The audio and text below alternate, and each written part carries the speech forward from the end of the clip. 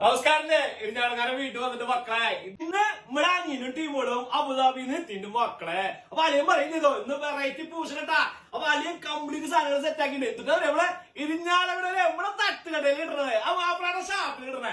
അതായത് കൊള്ളിയും ബോട്ടും കൂടി പിടക്കാനുള്ള ഒരു പരിപാടിയില്ല.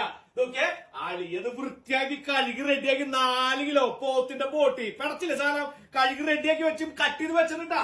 അത് കൂടാണ്ട് ഇതൊക്കെ കൊള്ളി അടപ്പത്ത് കയറിയാണോ കൊള്ളി ഇതൊക്കെ കണ്ട കിണ്ണങ്ങാച്ചി നാട്ടിൽ നിന്ന് വന്ന കൊള്ളി അടപ്പത്ത് കയറിണ്ട്. ഇതങ്ങോട്ട് കൂട്ടിയിട്ട് ഞങ്ങള് കറി വെച്ചതിന് ശേഷം മക്കളെ ഒരു വരവ് വരുന്നുണ്ട്. നമ്മുടെ ടെണ്ണമ്മൽ ഇതൊപ്പം പൊരിക്കില്ലേ. ഈ മിക്സിംഗ് ഉണ്ടല്ലോ നമ്മളെ മെയിൻ കാര്യം എന്ന് പറഞ്ഞ മിക്സിംഗാ. ഇഞ്ചി പച്ചമുളക് വെളുത്തുള്ളി കംപ്ലീറ്റ് സാധനങ്ങൾ ചേർത്ത് പച്ചമുള്ളി വെളിച്ചെണ്ണ ഒഴിച്ചിട്ട് അങ്ങോട്ട് തിരുമ്പോ കിട്ടുന്ന ഫീൽ ഉണ്ടല്ലോ മക്കളെ. ഇവിടെ ഒരു ടേസ്റ്റ് പറഞ്ഞു കേട്ടാ. കടാ ഇത് കഴിഞ്ഞിട്ട് കുക്കറിലാണ് കയറ്റിട്ട് 4 വിസിലാ പൂശും. അതിനുശേഷമാണ് ഞങ്ങൾ വരൂട്ടോ ഒരു വരവും കൂടിയും.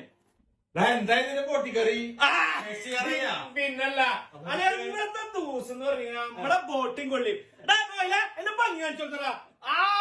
എന്താ അതിന്റെ ഭംഗി. അതിന്റെ ഫീൽ ഒന്നൊന്നര ഫീലാ നോക്കിയടാ. അതിന്റെ ഒരു ഫീല് നോക്കിയേ. അലിയ ഇത് ടേസ്റ്റ് ചെയ്തിട്ട് പറയണട്ടാ. മക്കളെ പിടക്കില്ലേ അലിയ ടേസ്റ്റ് ചെയ്തിട്ട് പറയണം. എങ്ങനെയുള്ളത് ഓക്കെ.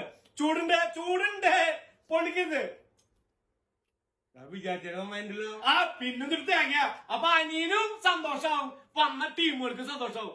അതിനൊരു ഭംഗിയോട് ഒന്നുകൂടി കാണിച്ചാ ഇതെന്താ നമ്മുടെ നാട്ടില് ഇരിഞ്ഞാലക്കുട തട്ടുകടയിൽ കിട്ടുന്ന ബോട്ടിംഗ് കൊള്ളി ഒന്നുകൂടി ഭംഗിയോട് കാണിച്ചോട്ടെ. പൊളിച്ചില്ലേ സാധനം.